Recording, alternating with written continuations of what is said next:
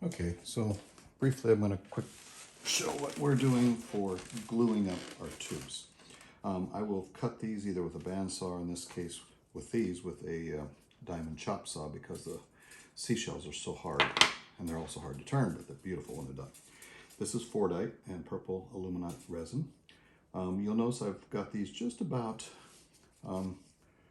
just a hair, about 5/8 inch approximately. And that's about as small as I like to go. This is a Sierra style tube because there's enough there, but I have a gentle taper to it, and I don't like the really fat one. So this will come out just about the right shape. One side's a little bit wider, but that'll still be turned down around. Many times after I glue these, I'll go take them on a belt sander or something else and sand the corners off, just get them in pretty much a round shape, so when I go to turn, there's less likely chances for it to catch a edge of the resin or somewhere from the Fordite and chip out while it's trying to get round, especially like something here. Or another good candidate would be something like here, where it would just chip out and catch. So sanding it round later helps before you actually turn it. I'm using Gorilla Clear. There's numerous different ways you could use CA. Some people, anyway, I won't go into the different types of glue.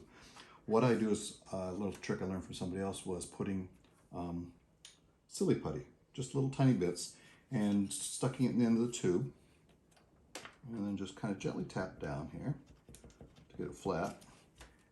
And I'm using a chopstick. They work really good for spreading the glue and tapping this down the corner. So you'll see the tip's about flat. I'm seeing one spot I'm kind of missing. That's what I'm getting back there.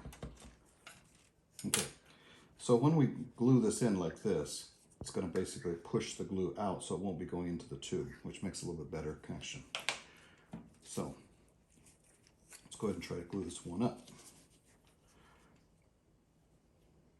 There's two different ways. You can glue the tube this way, or you can just put a little bit gentle here.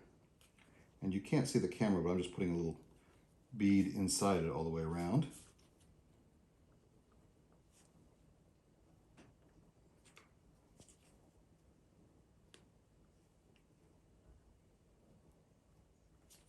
And then down on this end, do the same thing. And then I will sometimes just take my stick that I'm going to probably throw away now and take it and just kind of spread it smoothly in the tube.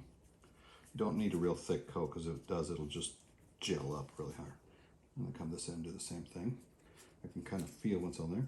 And I've spray painted these tubes black because I just want them to have a nice dark effect. And you don't like, it gets thin enough that even with good resin, the brass will show through. So my goal right now is to get this one. And I like this end. This one's got a few chips, so I'm coming in from this end, and I'm going to just take the end with the silly putty and just kind of gently insert it. And it's been painted black, like I said, and I let that set for about a day when I painted it. And I get it just so it's a little bit in, not too far, because this end, you can see, has some chips. I don't want that to be, so I will probably trim those off there. And then I set that aside, and I'm done with that one. And I'll do the same thing here. And again, I look at this one, there's a little chip here that probably doesn't matter, and this one's resin, so I'll actually probably just have it short of this end because it's got prettier resin, and there's a little more void of just a couple things that are pretty there. So sometimes it's just hit and miss of where you think you want to get the pattern, because you can't always tell right what's going to be when it turns. Okay. Again, a little on that end. On this end, it didn't look like I got a real good coat on that one. Doesn't have to go all the way around, because this stick is going to just kind of smooth it all around. Come in from both ends. Do that.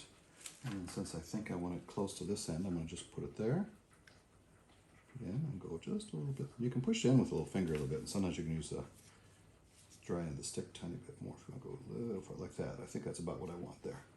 Good. Set that one aside. Next, I'm going to do some of the seashell ones now.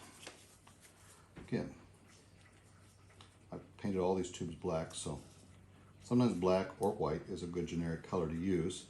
You don't always need to go with the color of the tube or the color of the blank. Sometimes you're actually looking for white to lighten it up.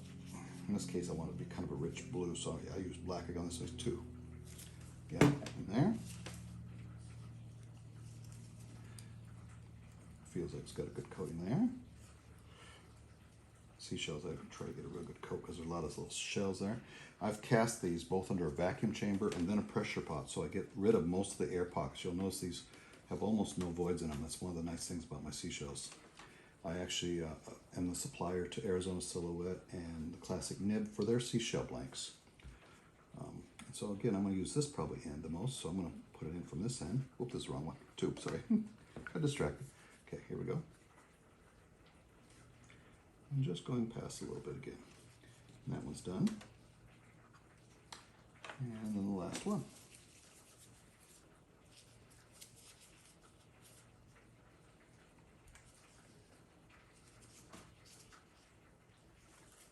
You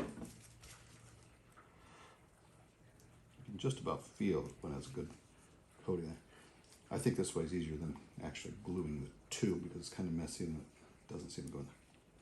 And then again, take that end with putty first, and this is the end I want, so I'm going to take it all the way into there. And just go a hair past that, push, sit, and then I'll let these dry about 24 hours, and then we'll start barrel trimming. And that's it. Thank you.